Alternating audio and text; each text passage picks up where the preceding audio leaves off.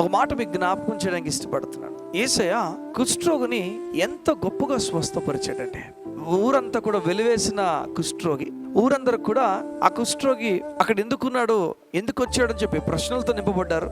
ఊరంతా కుష్ఠరోగం వచ్చిన రోజున కుష్ఠరోగిని తీసుకెళ్లి వెలుపల ఊరి ప్రాంతాల్లో, అంటే బయట ప్రాంతాల్లో పెట్టేసి క్యాంపులోకి రాకూడదు, వారు ఊర్లోకి రాకూడదు, వాళ్ళు ఊరు వెలుపల ఉండాలి. ఎంత బాధగుండా వ్యక్తి వెళ్ళుంటాడు. తన కుటుంబంతో తను ఉండలేని పరిస్థితి.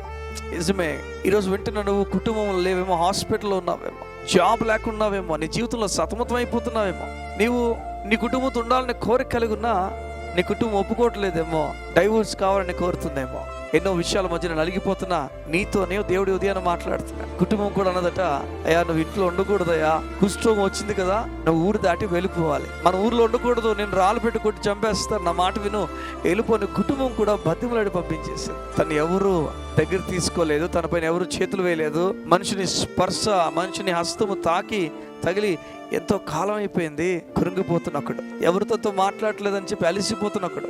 మరి ఎలా తెలుసుకున్నాడు యేసయ్య గురించి నాకు తెలియదు, కానీ ఆ తెలియజేసిన ఒక్కరు బట్టి దేవునికి మహిమ కలుగునగాక. ఆ మోసుకెళ్ళిన ఆ న్యూస్ ని స్ప్రెడ్ చేసిన ఆ ఒక్కరు బట్టి దేవునికి మహిమ కలుగునగాక. నువ్వు ఆ ఒక వ్యక్తిలా అయిపోవాలి, దేవుని మాటని స్ప్రెడ్ చేసే వ్యక్తిగా అయిపోవాలి నువ్వు. దేవుడు కోరుతున్నాడు.